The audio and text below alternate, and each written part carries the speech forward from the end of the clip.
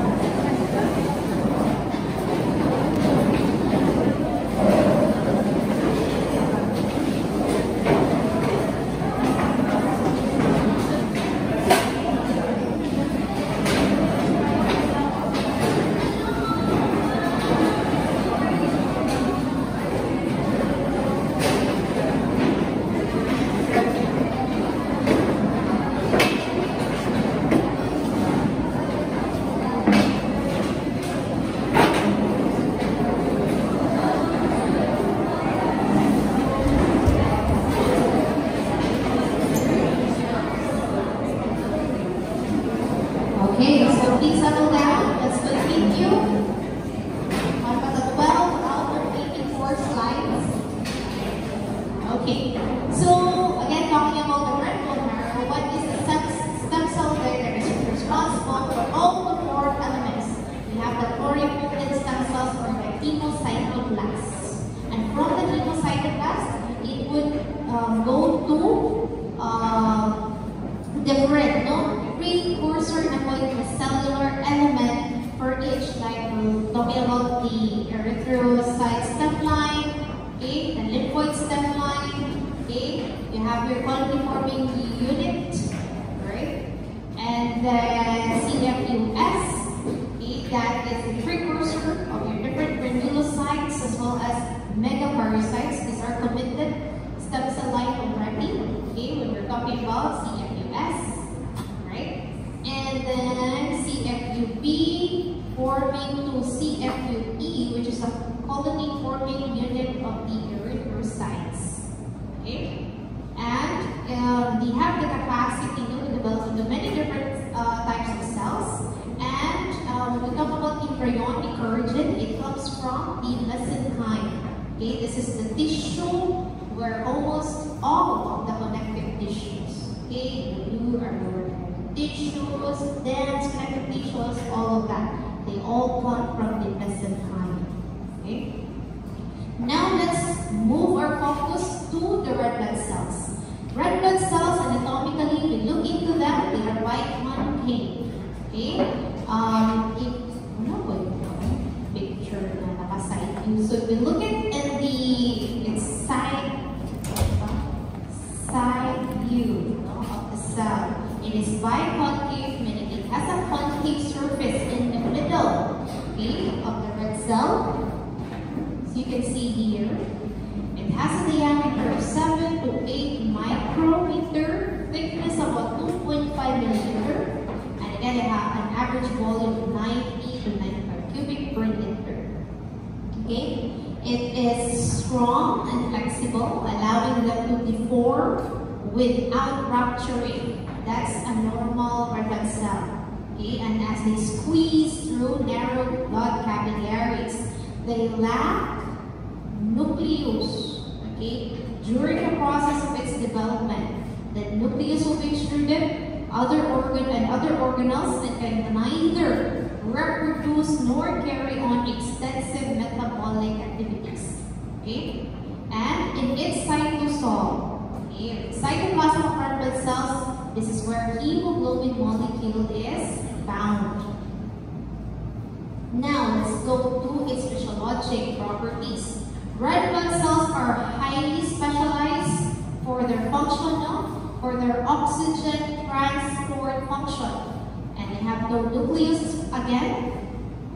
They have all their internal space available for oxygen transport. And they also got mitochondria, which generates ATP. Okay? Their lack of mitochondria, okay, generates ATP anaerobically without oxygen. Okay, I believe that discusses biochemistry. No? Tackle. Right? And they do not use up any of the oxygen they transport because it has a different way of the anaerobic metabolism. Again, the vital this gives greater surface area for the diffusion of gas molecules into and out of the RBC than a sphere or a cube. Right? So when we compare it to a blood cell wherein it is spherical, okay, in its structure, it will not carry efficiently gas molecules because there are actually conditions wherein the red blood cell shape is going to be altered. Right? Again, the major function of red blood cells is to transport hemoglobin, and this is where it carries oxygen. Okay? And there's no any other blood cell that would transport hemoglobin. It's only red blood cells. And one important function, okay, the quantity of carbonic anhydrase. Remember the chemical reaction, carbonic anhydrase will facilitate a catalyst for the reversible reaction between carbon dioxide and water to form carbonic acid, making it an excellent transporter of carbon dioxide for expulsion. Okay. And hemoglobin also is a buffer of the whole blood through this mechanism. Again, for concentration as a review, for hemoglobin concentration inside the red blood cells is about 34 grams per 100 ml of cells.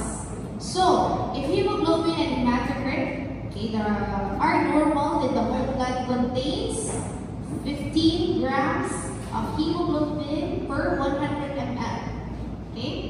And then for women, it is about 40 grams, okay, of hemoglobin per 100 ml. Okay? How much ml of oxygen that hemoglobin can combine to? Each gram of hemoglobin, 1.34 ml of oxygen molecule. Okay?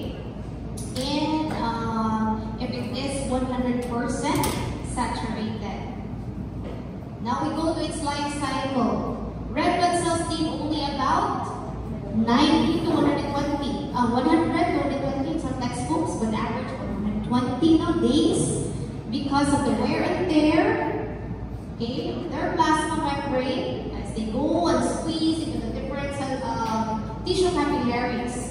Then they do not, since they don't have nucleus and other organelles, they do not synthesize new components. That's why they become senescent. Okay? The plasma membrane of the red blood cells becomes fragile with age, and they will burst, especially as they squeeze through narrow channels in the spleen, which is also called as the cemetery. Okay, cemetery of the red blood cells. Graveyard. Alright. Now, what happens to ruptured red blood cells? They will be removed from the circulation macrophages in the spleen and liver. Na-discuss na what do we call the Kupffer. Remember? The resident macrophages in the liver.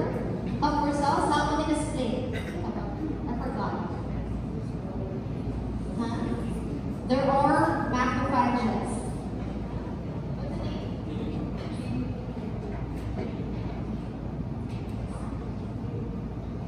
Resident macrophages in the liver, we call it Kupffer. In the spleen, we're not still splenic macrophages. Already splenic macrophages.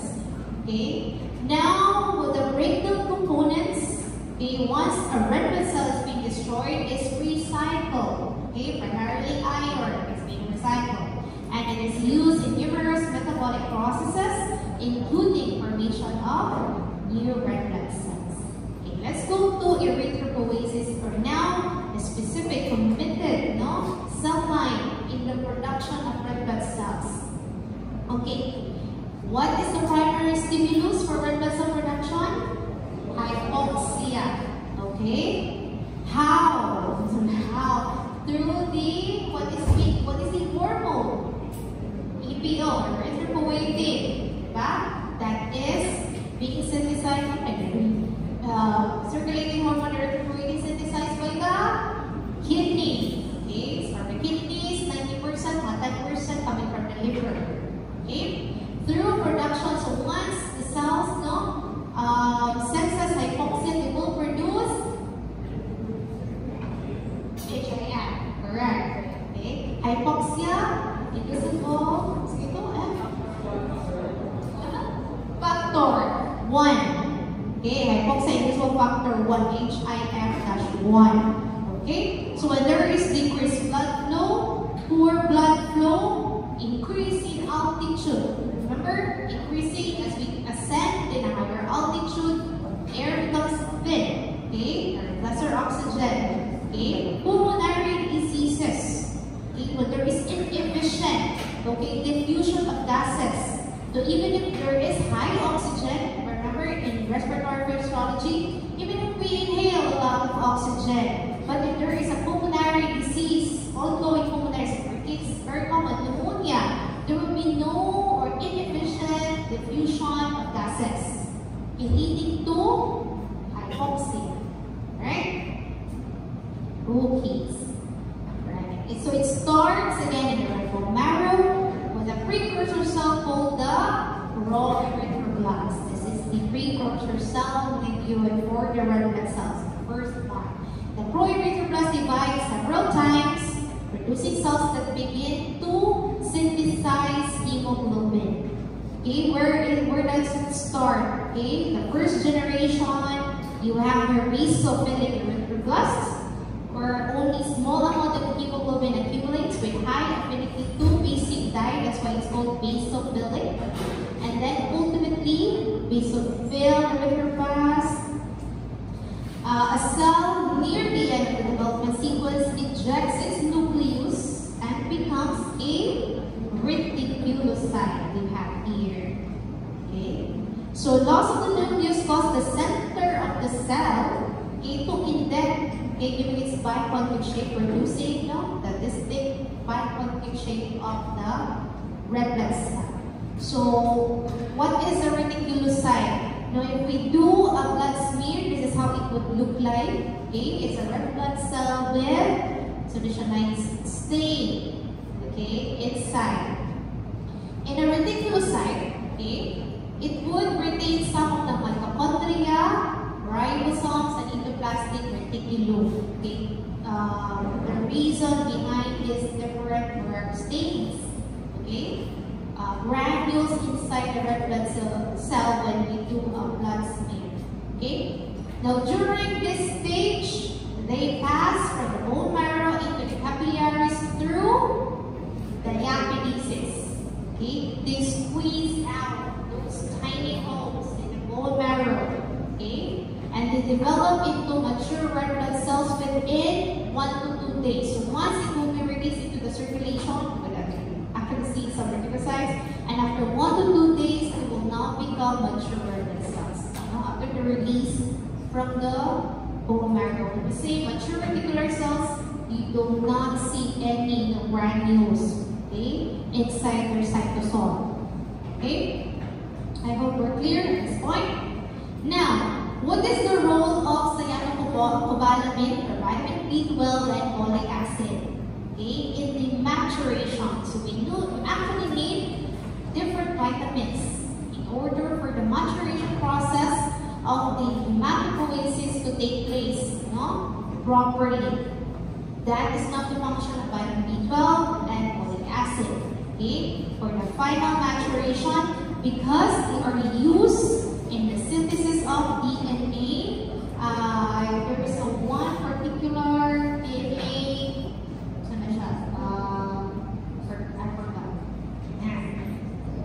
For DNA sequence, okay? Lack of either of these causes abnormal and diminished DNA and consequently failure of nuclear maturation and cell division. Now, what is the expected? Okay, red blood cell shape. They actually appear larger. Okay, they're macrocytic. Okay, it did not put as near. Okay, but they appear bigger than a normal red blood cell.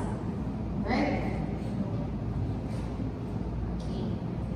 So tissue oxygenation is the most essential regulator of red blood cell production. Okay. Anything that would decrease the quantity of oxygen transported to the tissues will increase the rate of RBC production. So where do we see decrease in quantity of oxygen? Diba? When there is less hemoglobin, right? Less oxygen in the atmosphere. Okay, so anything that will decrease the quantity. Destruction of major portions of the bone marrow. Where does it happen? During X-ray therapy or radiation therapy. And it will cause hyperplasia of the remaining bone marrow to supply the demand of RBCs in the body. Okay, it's one common complication of radiation therapy. Right? Now, as we go at a higher altitude, quantity of air is decreased. There will be insufficient oxygen transported. RBC production is greatly increased to the tissue's volume. Okay. So we have here an image. Again, what is our stimulus? Okay. Anything that would decrease oxygen. No. So think about all the conditions, or instances, whether physiologic or pathologic, wherein oxygen content in the body is decreased. Okay? It will disrupt hemostasis by decreasing here oxygen delivery. The receptors in the kidney primarily will sense, detect low oxygen levels, increasing now erythropoietin secretion into the blood. Okay? You have here the control center for erythroblasts will then be produce, cellular differentiation, more reticulites enter the circulating blood, and you have here effectors, larger number of red blood cells in the circulation. This is not the response, and then the increase of oxygen delivery to the kidneys will now then cause a negative stimulus to the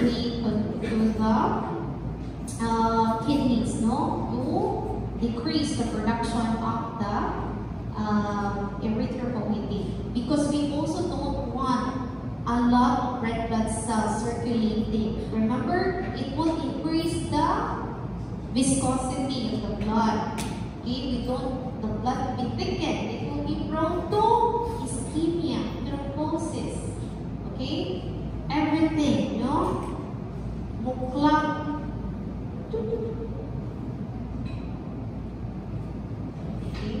So if we think of it as a pipeline, there will be clog pipes. So review with EPO or erythropoietin. It is a glycoprotein. Again, the stimulus for production is low oxygen. 90% coming from the kidneys. The remainder will be from the liver. So again, review of the process. So how? Renal tissue hypoxia leads to increased tissue levels of hypoxia inducible factor 1 or HIF1. This will serve as a transcriptor factor for a large number of hypoxia inducible genes, including the erythropoietin gene. And this will bind to the hypoxia responses in the element residing in the erythropoietin gene, inducing the transcription of messenger RNA and ultimately increase erythropoietin synthesis. That's the mechanism. Now let's go to hemoglobin, right?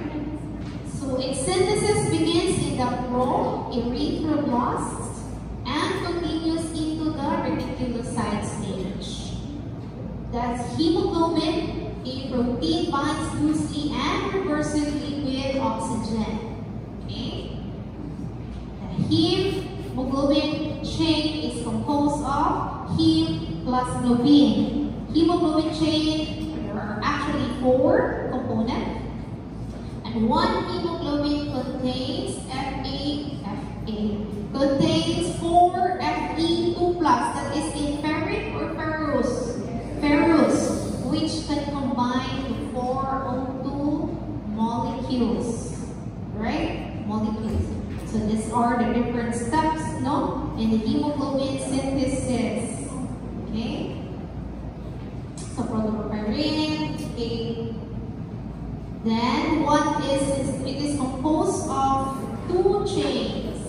What is that chain? You have alpha and beta, 4 and a gold. Remember what is the for fetal hemoglobin? Ito. Gamma. 2 alpha, 2 gamma. Okay? For fetal hemoglobin. Alright? And if there are any changes in the second chain, that now comprises what type of hemoglobin that is. Okay. Now, iron. Okay. The quantity of iron in the body is about 4 to 5 grams. 65% are of hemoglobin. And the storage of ferritin, the 15 to 30% is in the form of ferritin, that is iron plus apoferritin, which is transport protein for iron. 4% are in the myoglobin molecule, 1% from other heme compounds, and then we have 0.1% with transferrin. Apotransferrin. Iron plus apotransferrin is transferrin, which is the transport. Okay, this is the stored one. So again, 15 to 30% for ferritin is the stored, and transferrin, that is the one that is being transported. And where do we get our iron source? Coming from the diet, okay, especially coming from meat, no, red meat, right? Liver, wow, usually from red meat. So in the cytoplasm, iron combines with apoferritin to form ferritin, which is the storage form, okay, which can combine in small or large amount of iron. Hemosiderin, okay, this is the type of insoluble, okay. There are small quantities of iron that is insoluble. There is actually a disease condition where there is increase in hemosiderin granules, okay. We have a daily dose of iron for men, it's 0.6, but for women, due to its monthly menstrual cycle, 1.3 milligrams of iron per day during menstruation, in addition to 0.6. So when all of the apoferritin are used up in storage, there is a decrease in iron absorption in the intestine. Okay? When the depletion, there will be increase in absorption. Okay? That's how the body will control it. If we have a lot of iron stored, it will not also, absorb. Even if we eat a lot of pakla and pakla. You know pakla?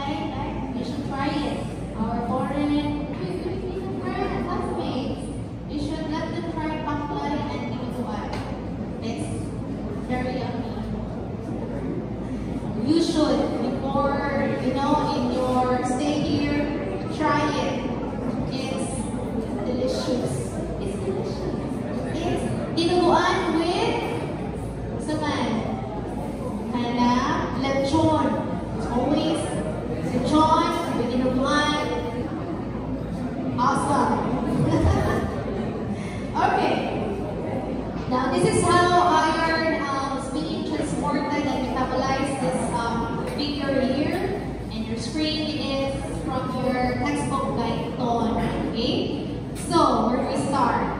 We have here hemoglobin in the red cells. Again, after 120 days, it will now then be ruptured in a split. Okay?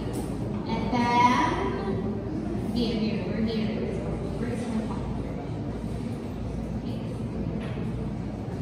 Degrading hemoglobin, there will become now free iron. Okay?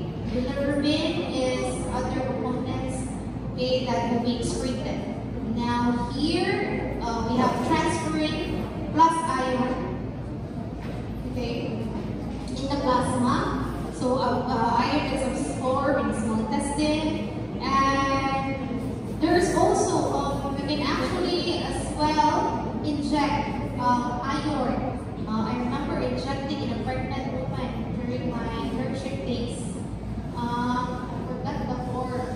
But it's slowly due to kind of iron deficiency in pregnancy, and you can actually inject it intravenously, like slowly, which is very slow, very slow. Like I think in a 10 ml, you should kind of inject it in about 20 to 30 minutes.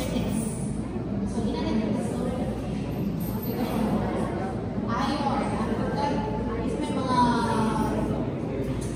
Pharma assist in the class, so I remember injecting one. It takes a long time, or 10 ml, no? And injectable form of iron. Anyway, so again, stored, we have ferritin, we consider it, heme, free iron. Okay, now let's go to different RBC disorders. Okay, and one that we'll tackle first is due to maturation failure. Okay, there is an anemia called pernicious anemia. This is due to failure to absorb vitamin B12. Vitamin B12, when we think of B vitamins, it is usually absorbed with fat, no? And very important, no? In the absorption of these vitamin, cyanocobalamin is that it combines with intrinsic factor. So anything that would decrease, okay, production of intrinsic factors such as gastric atrophy, this is secreted, no? Gastric glands. Okay, parietal cells of the gastric glands secrete the intrinsic factor. So when there is gastric atrophy, there will be, of course, increase in intrinsic factor. So it combines with B12 in food and makes B12 with proper absorption by the gut. So how does it absorb? Intrinsic factor binds with B12 and it will protect it from gastric secretions. Intrinsic factor binds to the receptors in the ileum. Okay, it is the portion, okay, of the intestine where vitamin B12 is being absorbed. And B12 is absorbed to the bloodstream through pinocytosis, cellular urine. There's another form, okay, of vitamin deficiency, folic acid deficiency, which is also will cause maturation failure. Where do we get folic acid? From different green vegetables, fruits, and meat, especially meat, there's dinuguan and paklay. Okay, so gastrointestinal absorption abnormalities such as sprue. What's sprue? It's a form of diarrhea. Okay, so there will be less absorption. Okay, intestinal sprue or gastrointestinal absorption abnormalities. Anything. Okay, it's a patient. Okay, or individual suffering from such. Okay, there will be, we suspect, no folic acid deficiency. Right? Then we go to anemia, aplastic anemia. We're now talking about hematopoietic stem cell, okay, disorder that is characterized by pancytopenia. When you say pancytopenia, all of the blood cell components gradually decrease. There is hypocellular bone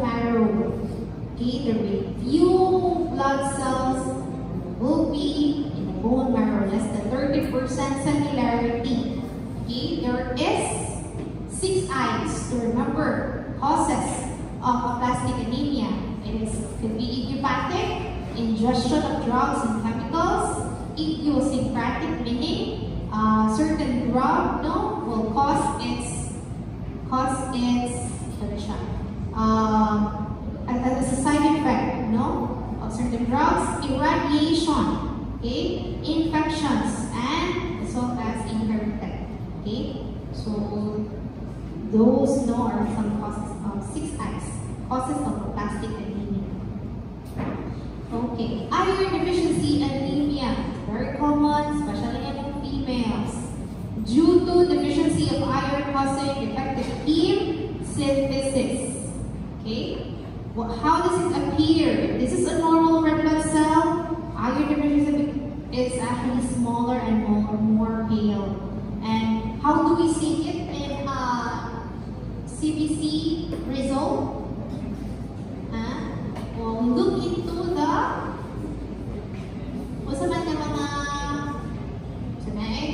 components in CBC result. First is we look into the hemoglobin first. Of course, we have 15 and 14, 14 for females. If it's below that, we suspect already, okay, iron deficiency. And then, because hindi mo manifest, right away, your MCV, MCH, MCHC components of a complete red blood cell result, okay.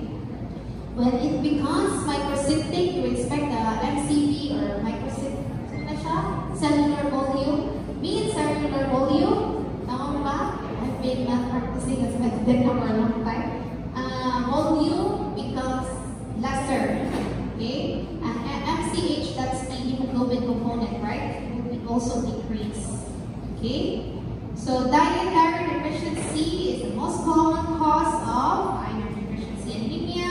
Where do you see this one? Usually among vegetarians, or non-meat eater. In adult men and menopausal women, deficiency may be due to chronic gastrointestinal blood loss. Not only in adult men, there's the time wherein arthritis will happen. Okay, there will be ulcers, bleeding, micro-ulcerations, ulcers, GI tract, okay, leading to chronic gastrointestinal blood loss. And if there is as well impaired absorption. So, there is some intestinal disorder. Screw. What is the other name of screw? Celiac disease. What's the mechanism behind celiac disease? It's an autoimmune, correct? Autoimmune condition. Autoimmune condition. Okay, so manifesting as diarrhea, celiac disease. Then sickle cell anemia. Okay, cells have an abnormal type of hemoglobin called hemoglobin S. Okay, so if you see here in the figure, we have normal red blood cells here. Sickling is it's where it looks like this. More sharp is called crescent, shaped red blood cells. This happens when there is substitution of body by glutamic acid in the 6th position of the beta chain. Okay. When hemoglobin exposed to low concentrations of oxygen, it would precipitate into long crystals inside the RBCs, and the precipitated hemoglobin damages the cell membrane. Now it becomes highly fragile, leading to serious anemia. Okay, they will form into sickling, and this will clog, capillaries, leading to, as a result, manifestation of sickle cell disease. Okay, hereditary spherocytosis will cause, this will cause hemolytic anemia, as well as hereditary spherocytosis. It is a rare inherited hemolytic anemia resulting from the defect in the red cell membrane. If we look into a normal red blood cell, this is a spherocyte. It appears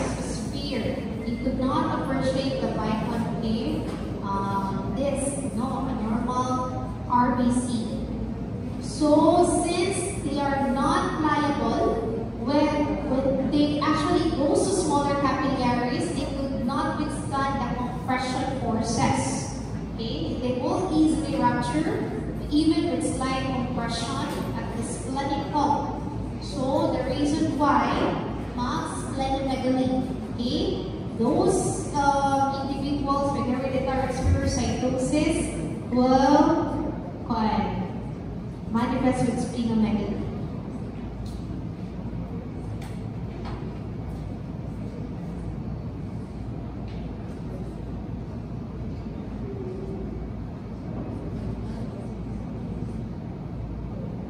Alright, so these are the different substances, no? As a summary of the different blood plasma components, we have a water, plasma proteins, and other solutes. So just give you a table for review, okay?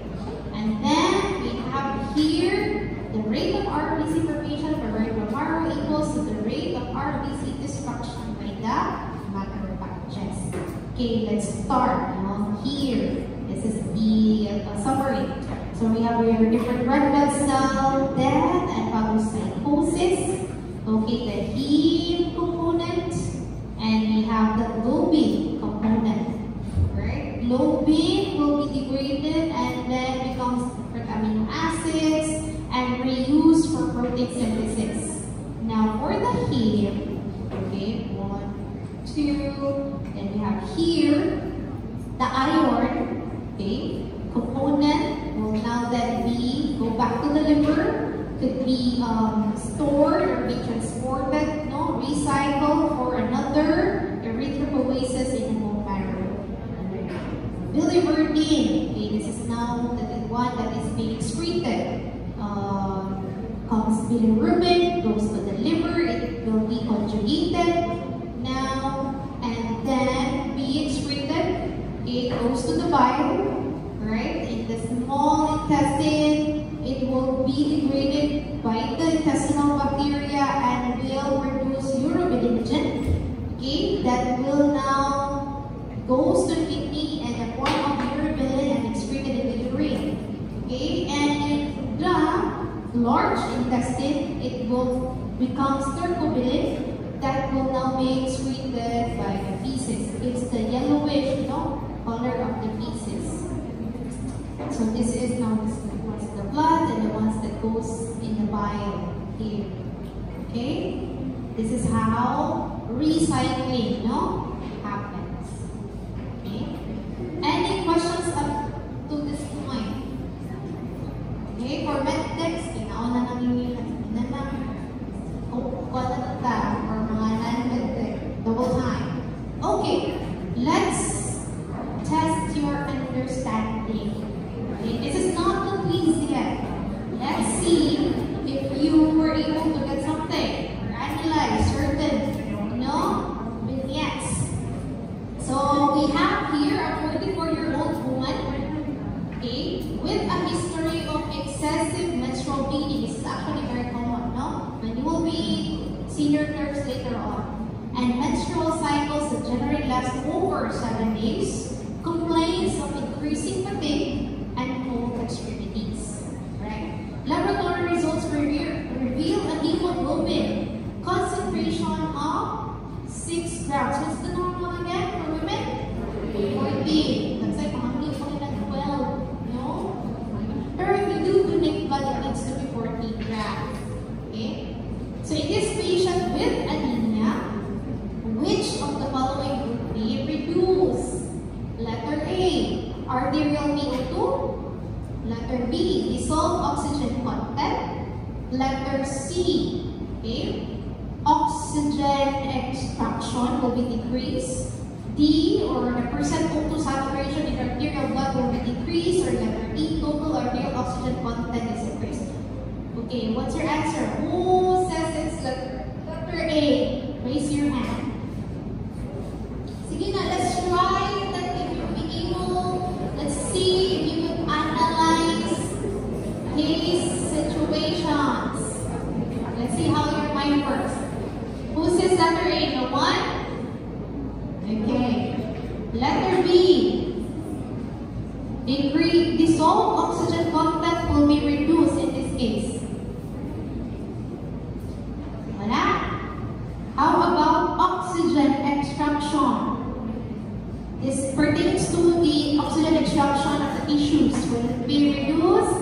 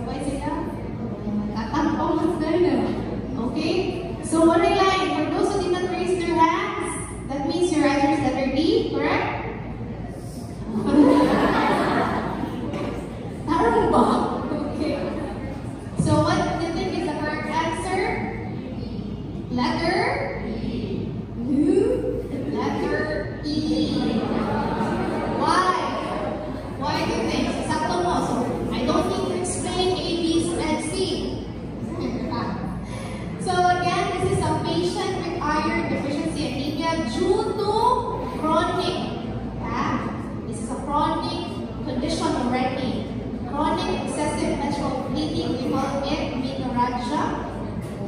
Now the hemoglobin is about 6, okay, which is indicative of severe anemia. If you see a patient, so you advise for admission and immediate blood transfusion. Okay, 1 bag of RBC will raise hemoglobin to 1. So how many bags does this patient need? Yes. So donate blood, you can donate blood. That's how essential blood is. Okay. And now to raise that even to 1, it's 6 bags for this one, or even some 10, we need 4 bags, and that means 4 donors. Okay. Now let's look into what will now then be the effect, of the different O2 oxygen parameters in this case. So when we the first choice is arterial PO2. Okay, arterial PO2. What is our determinant here when we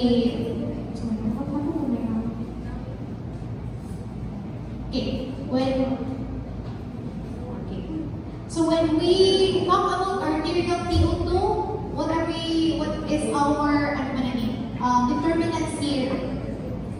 Arterial PO2. It looks into the gas exchange that happens. Diba? Remember in respiratory physiology? Diba? So we don't see any, in the case, we don't see any sentence there in the history that there is any respiratory problem. So when we look into arterial PO2, we're looking into if there is efficient gas exchange that happens. Okay? So regardless, okay, if the hemoglobin component is low, but there's nothing wrong with gas exchange, this will remain unchanged. Okay? So it will not decrease, it will not increase. Did you get it? Right? Now, moving on. What's the next one? Dissolved oxygen content. Right?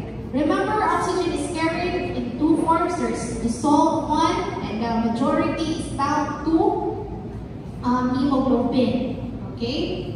So, the second choice is regarding dissolved oxygen content. So of course, that will remain unchanged because our case here is due to iron deficiency, no difference in hemoglobin component. So nothing, there's no change in that.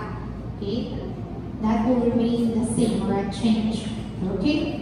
Now oxygen extraction, on the other hand, which is C, this pertains to the extraction of the tissues. So when there is low hemoglobin, there will be low oxygen that will be distributed to the different tissues of the body, meaning if gamay lang na siya, there will be increase. If that is small, there will be increased extraction of tissues. Okay? Increased extraction of oxygen in the tissues. Okay? So this one will not be decreased, rather it will be increased. Okay? And the next component is percent autosaturation in arterial blood. When we talk about autosaturation, this is a measure of how fully hemoglobin is loaded with oxygen. Okay? We don't have any problem with the loading of oxygen to hemoglobin. Our problem here is that there is a low hemoglobin component. Gamay lang. There's no problem with oxygen. Okay? There's no problem with the loading of oxygen to hemoglobin, because what kind of condition then when you see there is a problem with loading of oxygen to hemoglobin? In case of cyanide poisoning. Remember? When a patient appears just red, autosaturation is not affected, but the patient is unconscious. Remember? Diba? So, ano siya. So, we don't see a problem in this case regarding the percent autosaturation. So, this will remain unchanged. Now here, for the total arterial oxygen content, this now measures the amount of hemoglobin, diba? 1.34 times hemoglobin times O2 saturation. That will now give you the total arterial O2 content. Okay? So, of course, since there is a reduced of hemoglobin, the total will be reduced as well. Okay? So, that's why the answer here is total arterial oxygen content. Okay? Understood? Understood? Get it? Okay? Let's do something like this in your assessment exam. Right? Perfect. Sige. One more.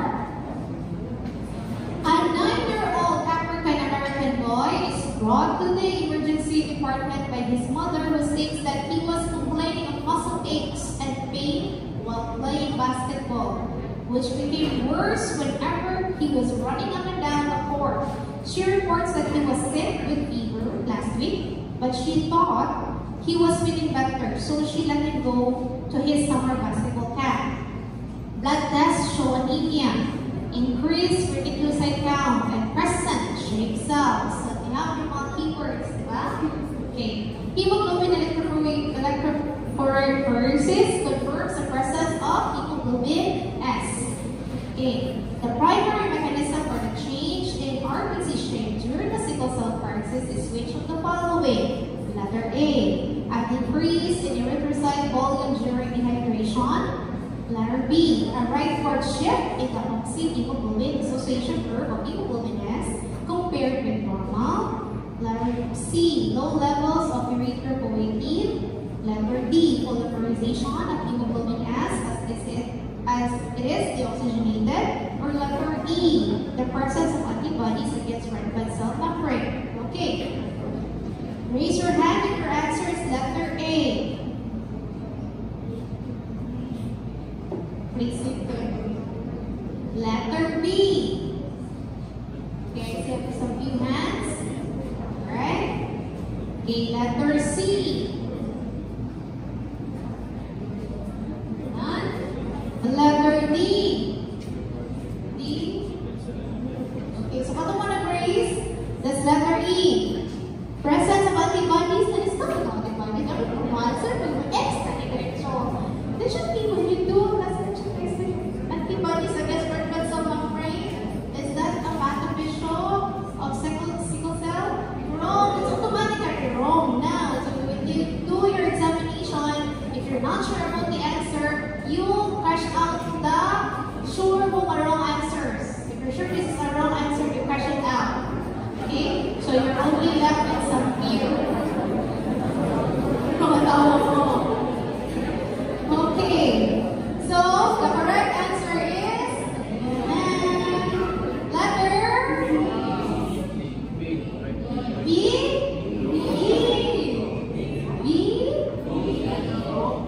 Letter D. Polymerization potential lahat. Remember? When the hemoglobin polymerizes when it's oxygenated. Okay. So, what's the first one again? Nose pain, the one that is being experienced by the child. No? The pain, the muscle pain, that is as a consequence of vasofunction, wherein it will now clog. No? The sickle RBCs will now clog the smaller capillaries. Okay? And it's really painful. No? If you see mga TikTok videos where those like suffering with sickle cell, and this is common among African, actually, population. Alright. So a decrease in erythrocytes and letter A volume during dehydration, it is incorrect, although it can actually worsen the sickling if the patient is actually dehydrated. You will not see a rightward shift, but should be leftward, the shift of the hemoglobin curve. And then low levels of erythropoietin, that's incorrect. We don't, should be increasing erythropoietin because of cellular destruction, RBC destruction. destruction. Okay, and then polymerization. That's the correct answer. Then presence of autoantibodies. Okay, this is different. Okay, we're not talking about autoimmune hemolytic anemia. Okay, actually, when you go to your second year, hopefully soon, you will be in your second year in pathology and QA path, you will see many types of anemia, which we will not tackle na kaya GG na mo. We'll just look into normal na, okay, aspects.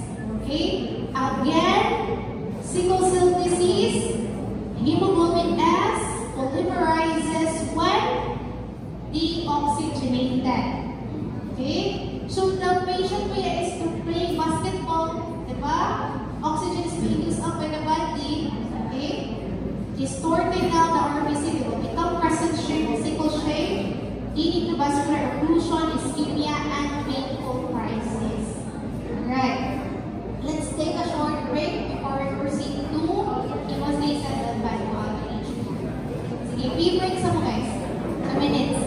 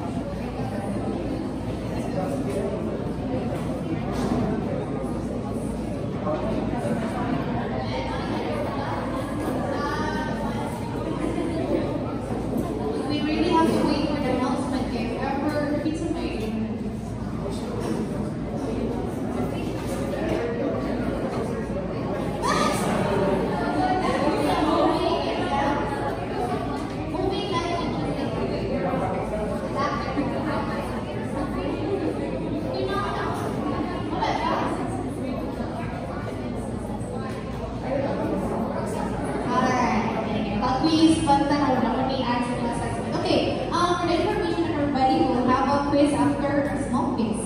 After, and I will add it up to your block exam. Your block exam, you will have no more assessment, correct? Okay, 2 weeks. No, for Lima. Lima, you know. March, when?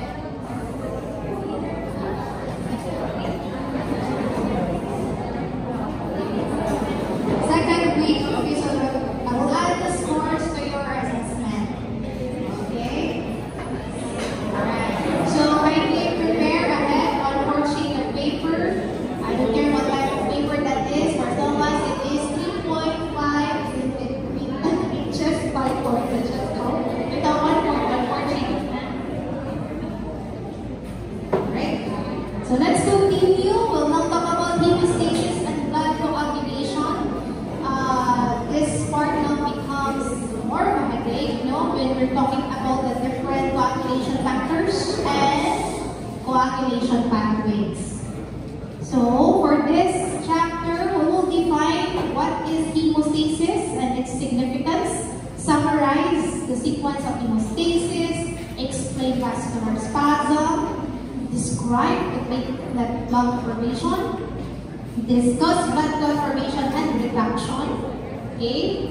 Explain blood vessel repair, differentiate extrinsic and intrinsic clotting pathways, and conditions causing excessive bleeding, as well as the different coagulants and their mechanism of actions, how they prevent blood clotting. So, hemostasis, in simpler terms, this is defined as prevention of blood loss. So where do you expect hemostasis to happen? Okay, you've got cuts, minor cuts, or even pressures. That's why there's like petechial. If you observe petechials, there's a small bleed, So hemostasis in our body is achieved through different several mechanisms. Okay, one is through. These are general mechanisms of hemostasis: vascular constriction, or vascular spasm. Next is formation of platelet clot. Third is formation of the blood clot. That results through the blood coagulation process. And next is growth of fibrous tissue into the blood clot. So these are the different cellular components. We have white blood cells, red blood cells. The smaller ones are actually the platelets. So vascular constriction. When does it happen? It happens immediately after cut or rupture in blood vessel. There will be vascular spasm.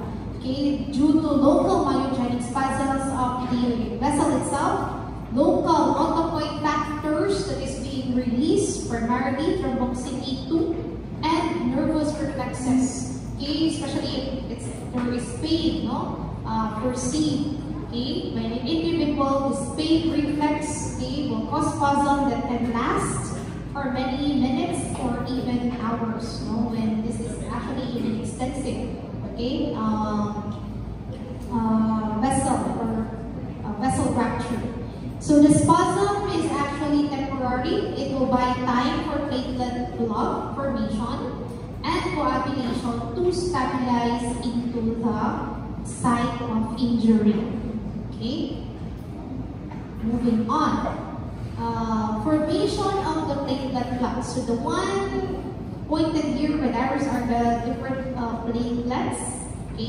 When you see a blood smear, and then look into mentionation of dirt. These are not dirts. These are your platelets. Also termed as thrombocytes. Platelets comes from the bigger cellular cell, which is megakaryocyte. Mega because it's actually big, when you look at it in the bone marrow. Megakaryocytes, they are fragments, cytoplasmic fragments of megakaryocytes. They are very small, only about 1 to 7. There RBC, 1 to 4, your RBCs are average 7 micrometers. Okay, and Coparg says about 150 to 300. Okay, per liter of blood times 10 liter of blood. Okay, so even if they're small, okay, the very interesting fact about platelets is that it contains many active factors. Okay, and these active factors actually are very important. Okay, with the formation of the platelet clot. And even, as a continuous process of blood coagulation, it has active myosin and thrombostatin. It has endoplasmic reticulum, Golgi apparatus, mitochondria, enzymes for prostaglandin production, fibrin stabilizing factor, which is factor. That's very good. Growth factors for vascular repair. And the different glycoproteins on the cell surface. Alright, let's go to the mechanism of how platelet clot is being formed. Okay? When there is destruction of the vessel, a rupture, it will now contact with the collagen fibers in the subendothelium. Okay, you're still remembering your histology? You have endothelium, subepithelium of your blood vessel. Okay? So that subendothelium, which is the comprises connective tissue, and remember, connective tissues right there is the primary fibers are collagen fibers. And these collagen fibers will now activate the platelet. So, when there is no vessel rupture, the platelets are actually inactive. Okay? So, when there is no contact with collagen, that will now activate our platelets. So, platelet, when activated, there will be swelling and they will assume a pseudopod shape. Okay? They will release the granules, okay, with active factors. And then adherence to collagen and von Willebrand factor from the injured tissue, okay, they will adhere to this, especially von Willebrand factor. And each other forming clumps, they will clump first. They will release ADP and thromboxane A2, and then activation of outer platelets will happen, so that they will go into that site of injury. And then this is now where platelet plug is formed. But this plug is actually loose if there is no fibrin. Okay. There is an anime, Japanese anime. So good. Self-at-work, okay? It's very nice. Then the platelets, and it is a good one, it really explains, factual information going on the basis of facts, okay? That's an interesting way, to visualize how cells in the body works. Okay, so this figure is taken from your textbook, right? You can see here, these are the platelets, okay? And you can see the bond will be the bond will form factor, okay? This is the basement membrane, endothelium, the vessel wall, and recruitment. You have the granules that is being released, again, ADP, beta factor, okay.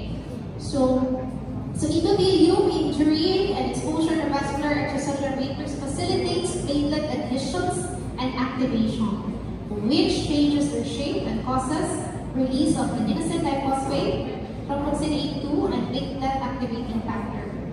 Now, these platelet secreted factors recruit additional platelets. Now you have platelet aggregation, as you can see here, okay, to form a hemostatic plug. Von Willebrand factor, this part serves as an adhesion bridge, okay, between subendothelial collagen and the glycoprotein 1B platelet receptor you have here. That's how they will attach, okay?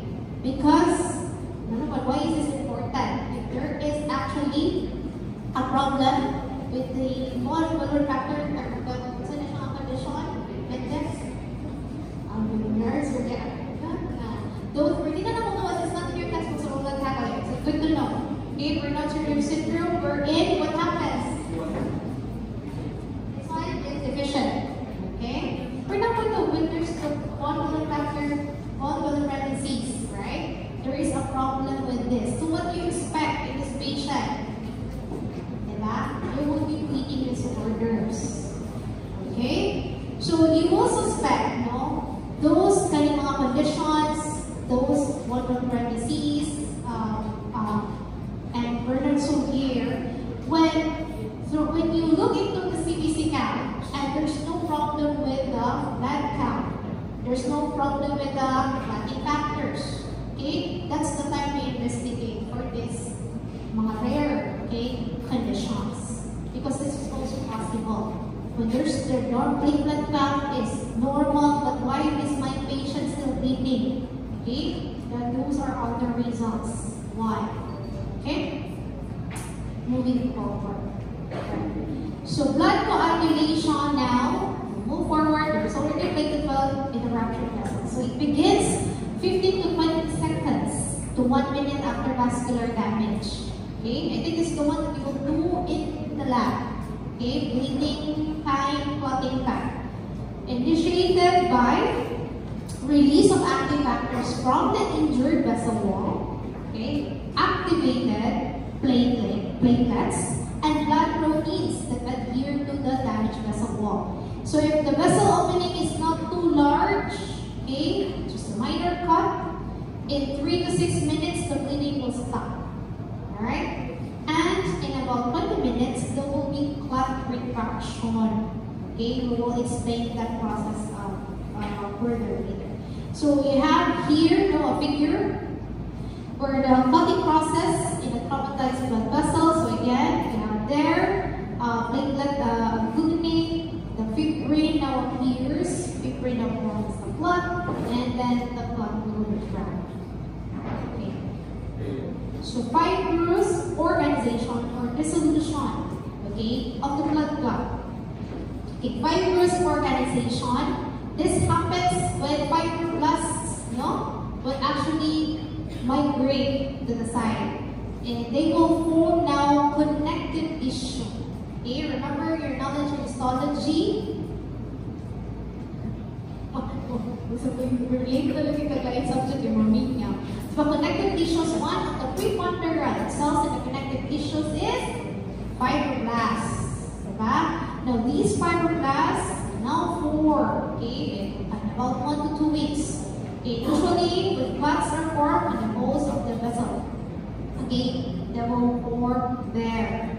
Now dissolving the clot, when there is excess blood, when excess blood has leaked into the tissues and tissue clots are formed where they are not needed, it needs to be dissolved. Okay? Why? Because again, it will now clog different vessels. Okay?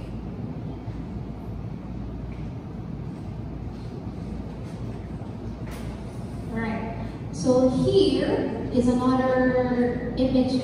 This is misplaced. Should be in the platelet clot area. But here, showing you again from the injury, admission, activation, and then aggregation of the platelet forming out the primary platelet clot. Okay? Now misplaced na siya. Okay, mechanism of blood coagulation. So very important thing to take note is that there should be a balance between procoagulants and anticoagulants in our body. In a normal state, which one predominates more? Anticoagulants, because we don't want those plenty of clots happening in our system.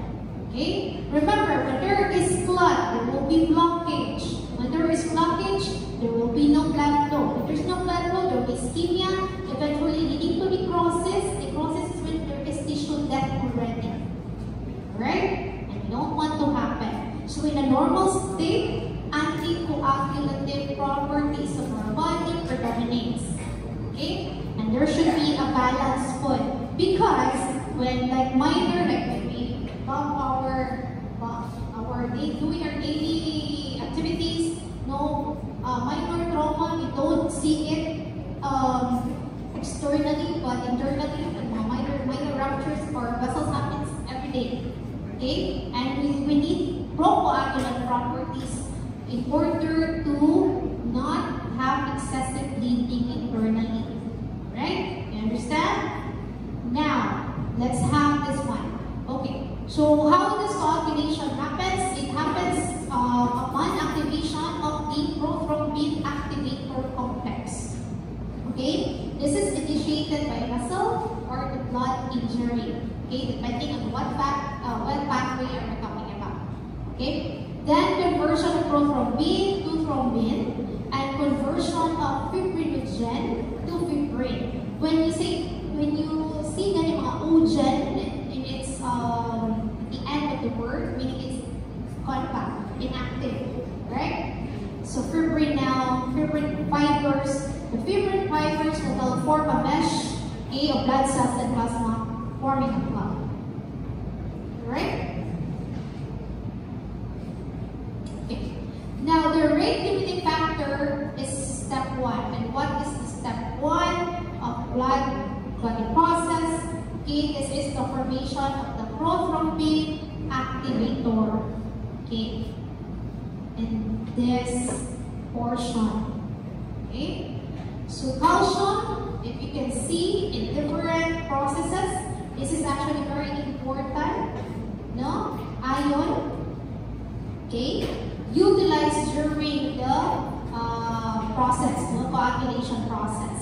Prothrombin activator converts now prothrombin to thrombin, as you can see in this reaction, and then fibrinogen to fibrin. Okay, so blood clot, so mesh of fibrin fibers with cracked blood cells, platelets, and plasma.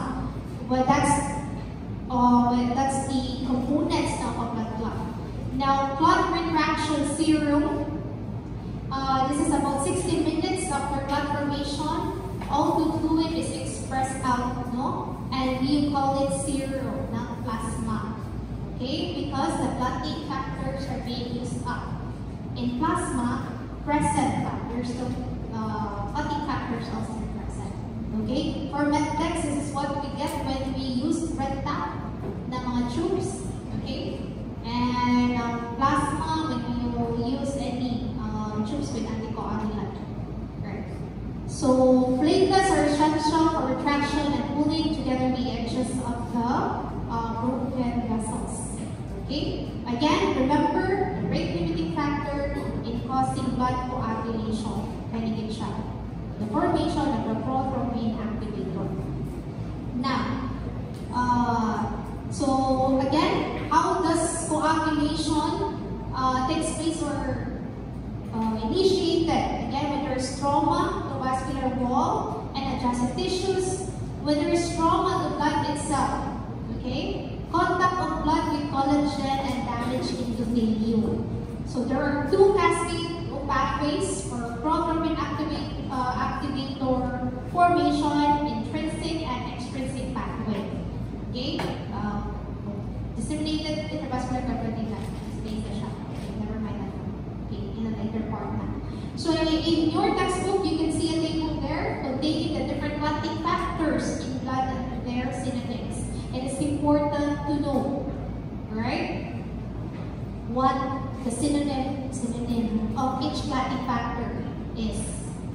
Alright? So in other words, you need to memorize. Don't really memorize, but familiarize. No? Fibrinogen, factor 1 or create your own way of remembering. Okay? The different clotting factors. Okay? Fibrinogen, factor 1, 2, prothrombin. Prothrombin 2. Tissue factor, or tissue thromboplastic is factor 3. Calcium is factor 4. Factor 5 is pro-auxiliary.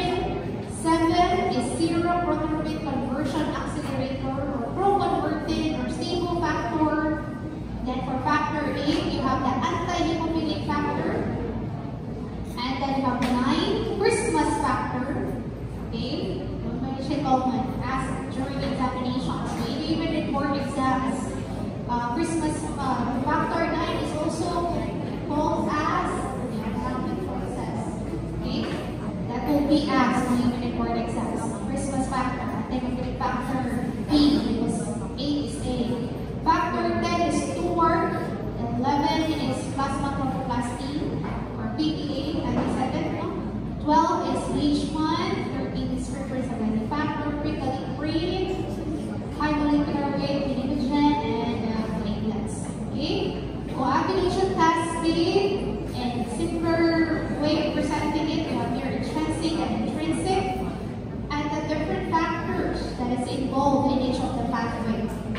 Extrinsic, primarily you need to consider factor 7. And what is tissue factor? 3. You have there. Tissue factor 3. For the intrinsic pathway, okay, it starts with 12, 11, 9, 8. Right?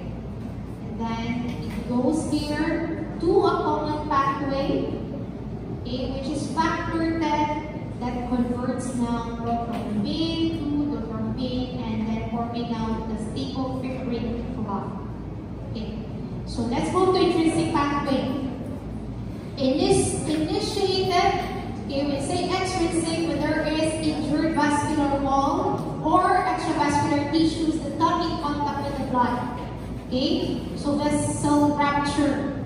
Okay, injured tissues release now the tissue factor.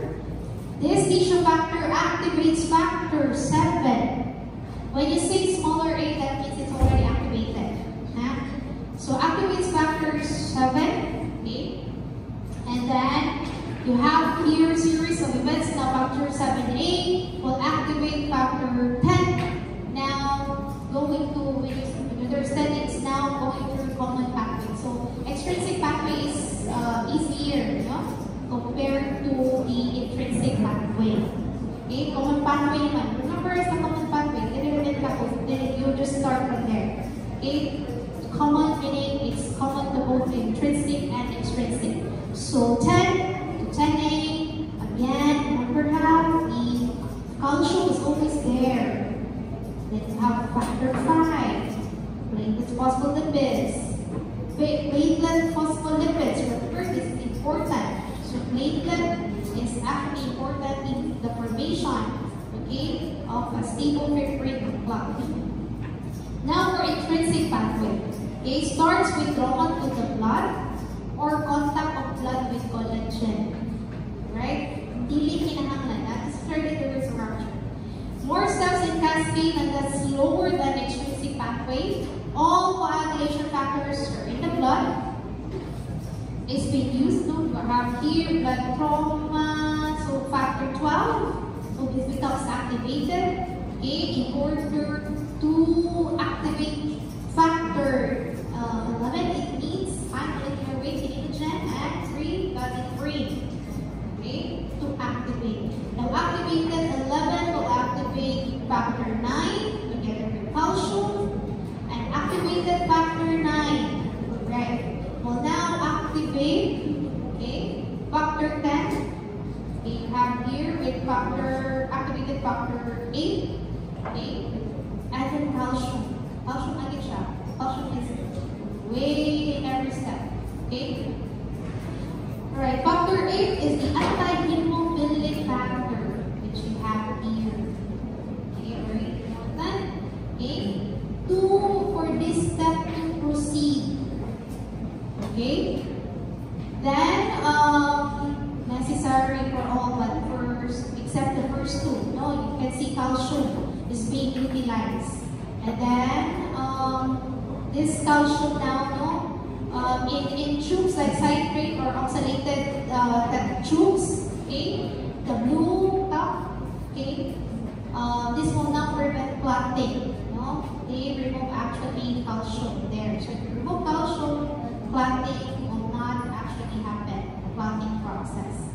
Okay. Now, interaction between intrinsic and extrinsic, okay, damage of blood vessel activates pathways, they converge to the same factor, okay, which is the common pathway here at factor 10. Okay, extrinsic is explosive, right? At 15 seconds, it will happen.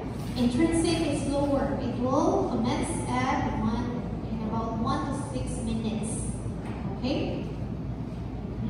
Just like what happens when we test clotting process, that what we will do in the lab, that is an intrinsic way of testing because you're just testing the blood, right?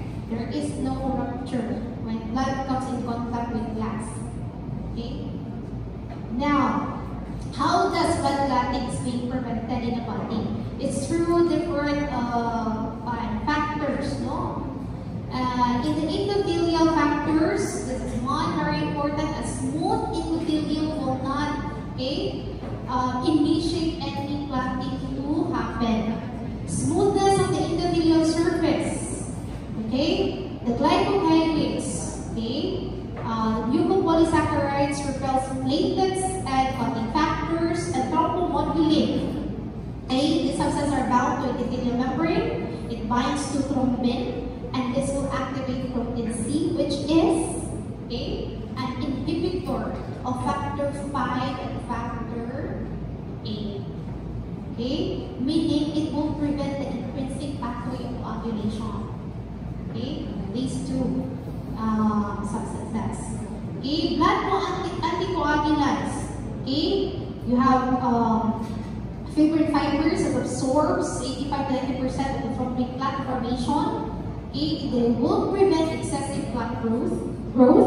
And then you have antithrombin 3, which binds to thrombin, anti-initially antithrombin binds to thrombin, and it will also interact with heparin.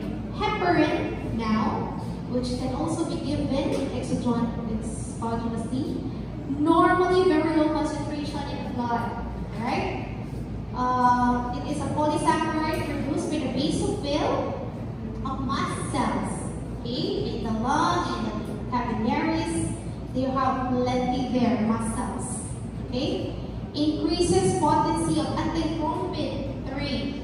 The antithrombin 3 that binds the thrombin. Okay, and besides thrombin, it also removes factors 12, 11, 10, and 9. Again, intrinsic. Okay, so again, those clots that happens in the vascular bed without vessel injury.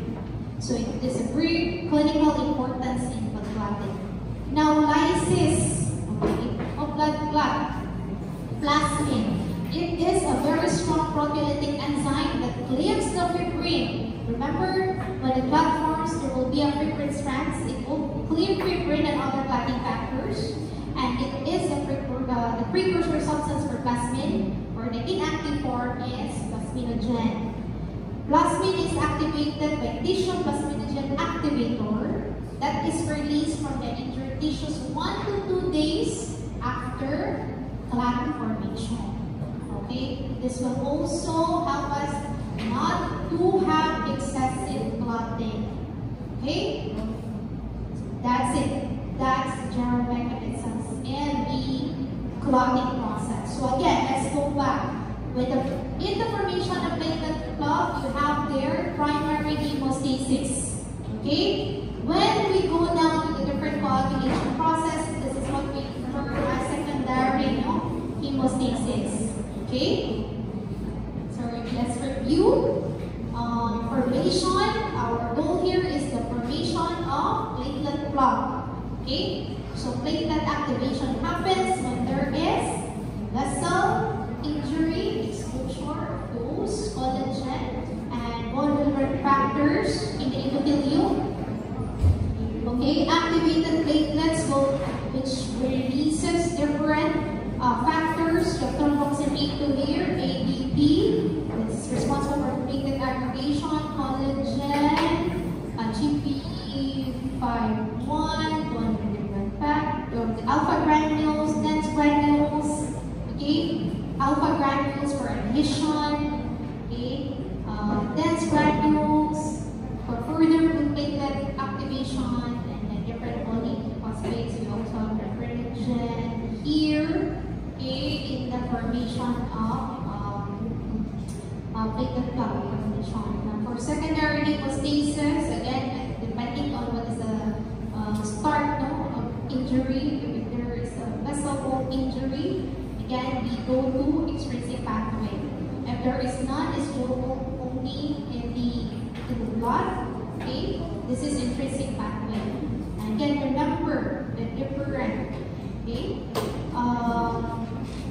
what do you call this? Some factors involved in each of the pathway.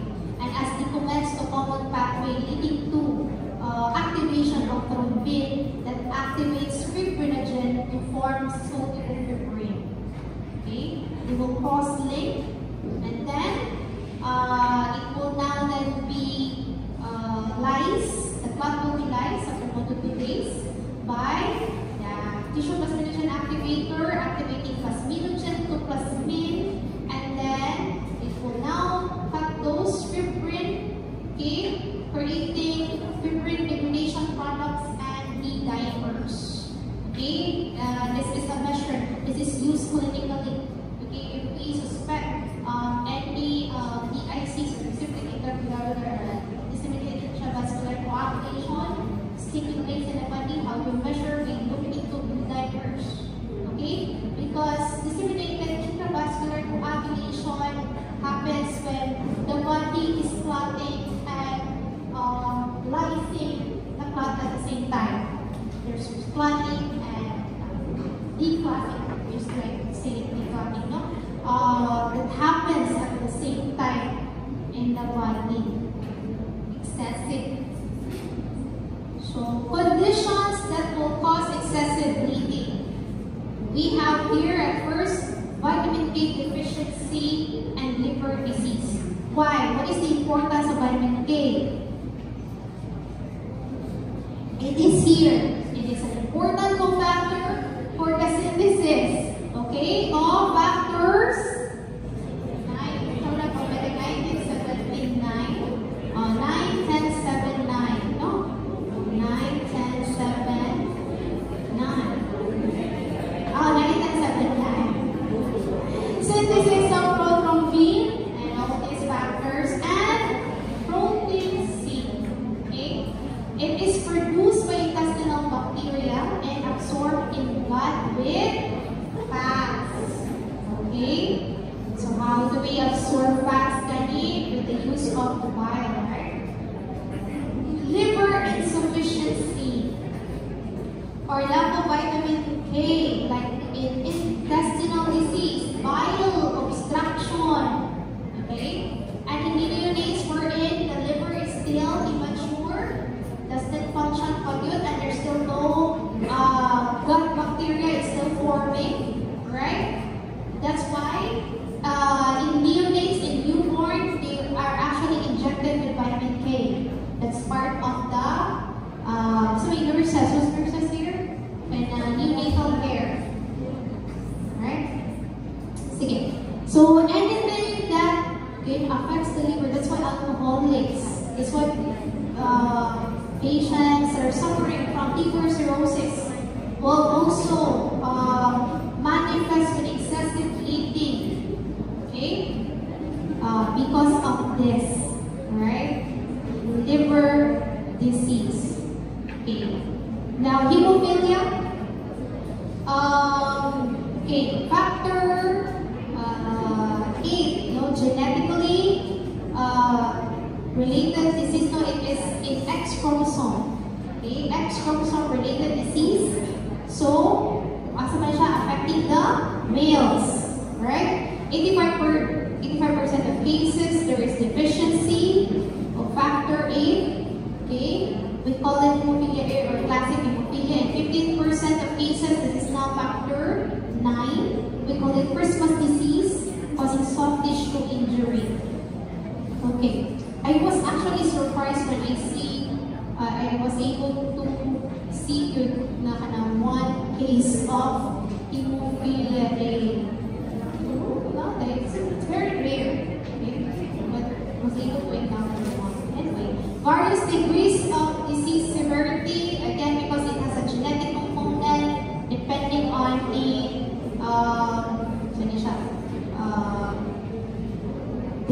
genes, how do you call this one?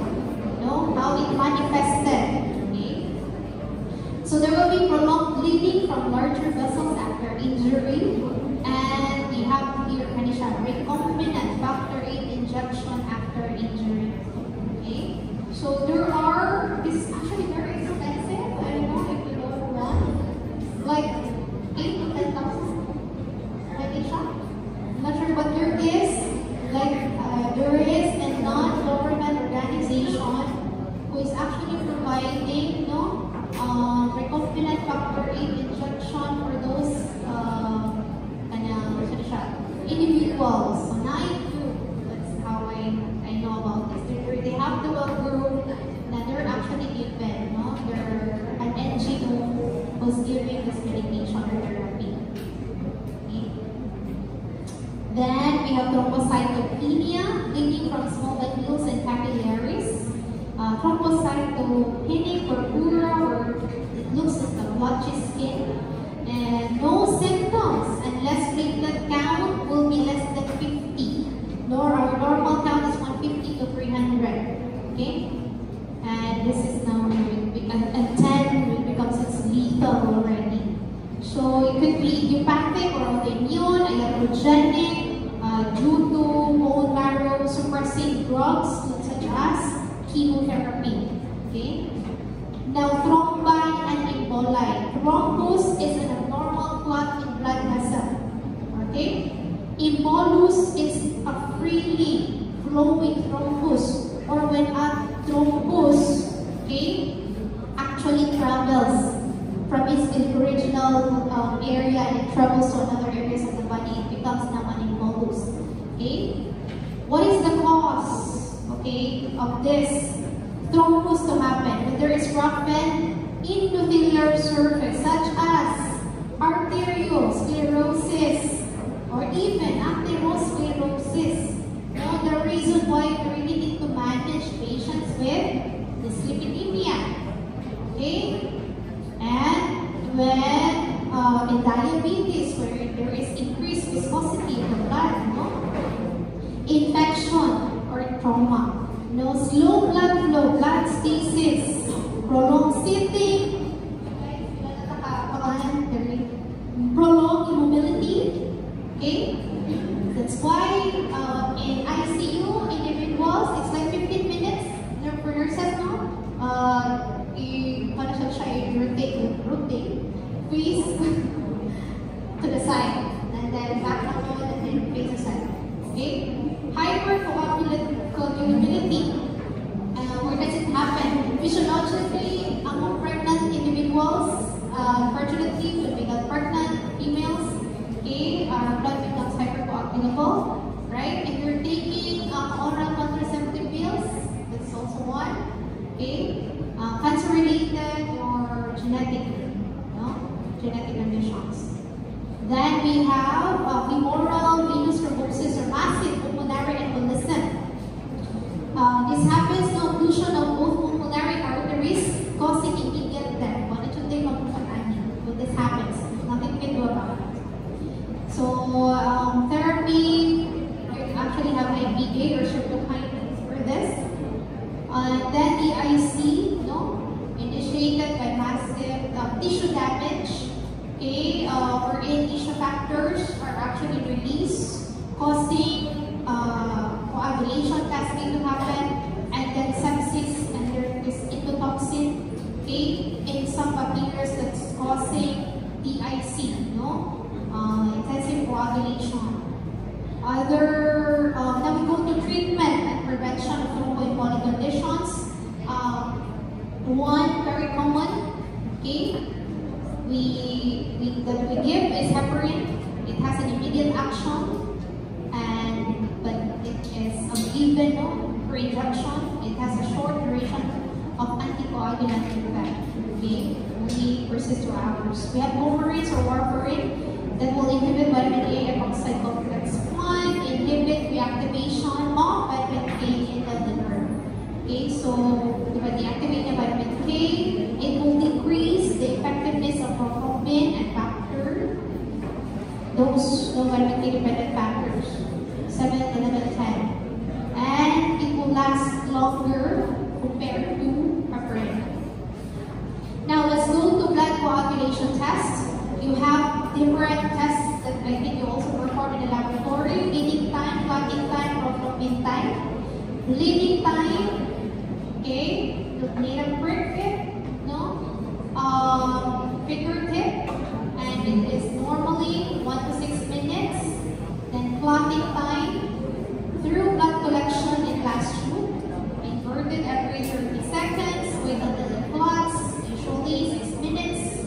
Okay, but we have here prothrombin time. We're using now oxalated, the one in a blue back tubes, and we measure it with the machine.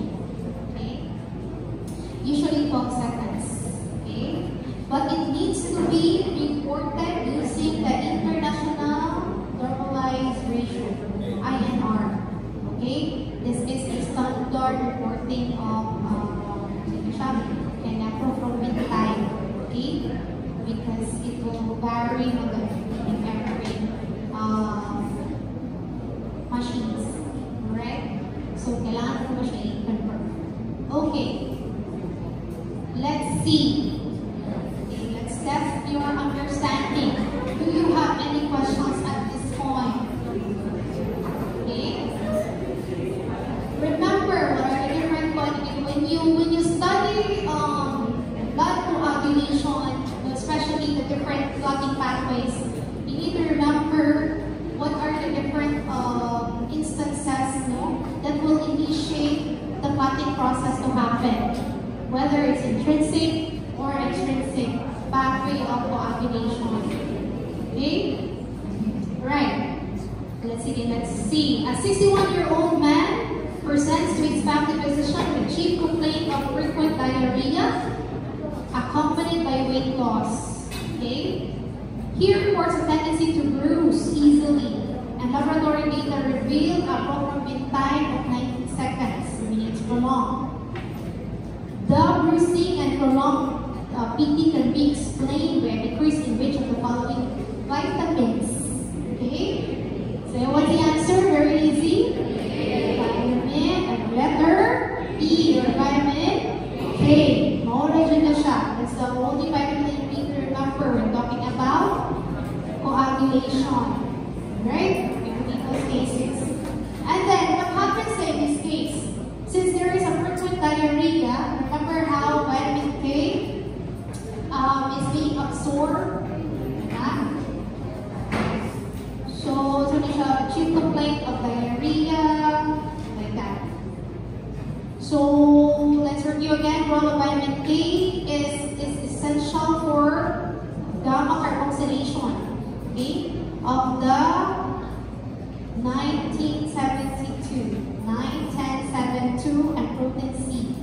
Okay, so, sige, where man is? Since vitamin K is a fat soluble vitamin, so if anything that would impair fat absorption, such as chronic diarrhea, pancreatic insufficiency, celiac disease, bile duct obstruction, it can lead to this deficiency. Okay? Alright, now, let's test your short-term memory. Prepare your 1-4 sheet of paper. Write your name and the paper.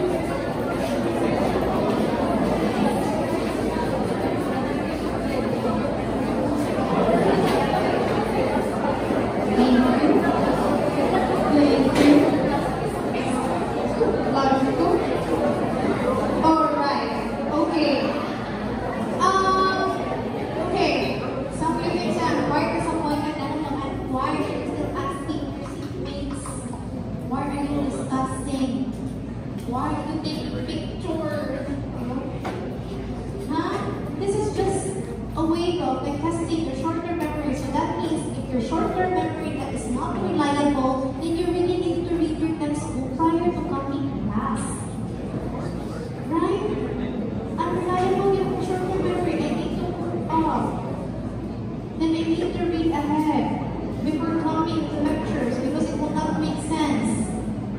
Okay? I was expecting you guys to really answer on your own and not talking to your classmates. Okay? This is what when you're already postgraduate. Oh my goodness. And Lord, you can't be so honest. You're not kids anymore. Huh? We graduate na tayo. We already have a diploma prior proceeding to medicine. But you cannot be as honest as a simple quiz. Oh my goodness. You need to change that. Huh? Okay, instead na lang, okay, if I only have to see you answering honestly as honest as you can, all by yourself, I might give you a bonus and give you all plus points on your assessment exam. But what was your performance? No, it measures not only honesty, okay, but your respect but to the instruction. No? What type of doctors are you showing? Are these the future doctors that we're going to have later? Diba? We need to evaluate your self. Your values. Okay? Let's not discuss the answer. You find it out on your own. A class dismissed. Thank you.